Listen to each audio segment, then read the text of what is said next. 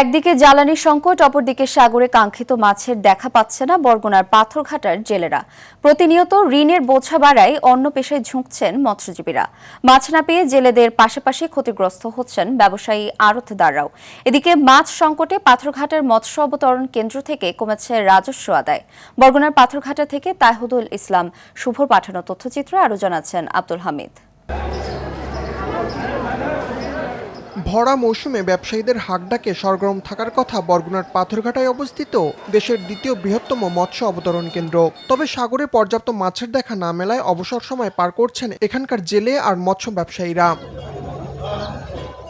বছর জুড়ে কাঙ্ক্ষিত মাছ না পাওয়ায় জেলেদের কপালে পড়েছে দুশ্চিন্তার ভাঁজ। খরচের টাকা না ওঠায় প্রতিনিয়ত বাড়ছে ঋণের বোঝা।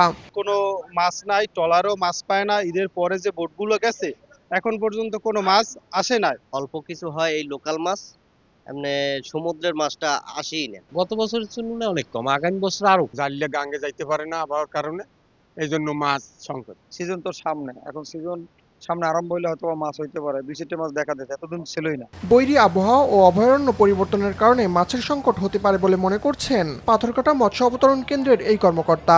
বর্তমানে বৈরী আবহাওয়া চলছে, তো এই সময় আসলে বোট নিয়ে সাগরে যাওয়াটা অনেক রিস্ক। আগের তুলনায় এখন অন্যান্য যে সামুদ্রিক মাছগুলো সেগুলো কম ধরা পড়ছে। এর একটা কারণ হচ্ছে মাছের যে অভয়ারণ্য সেটা হয়তোবা চেঞ্জ হয়ে গেছে। লোকসান পুষিয়ে নিতে জেলেদের সরকারি সহযোগিতা বৃদ্ধির পাশাপাশি সাগরের মাছ সংকটের কারণ অনুসন্ধান করে প্রয়োজনীয় ব্যবস্থা গ্রহণের দাবি পাথরঘাটার মৎস্যজীবী ও ব্যবসায়ীদের। আব্দুল হামিদ, RTV।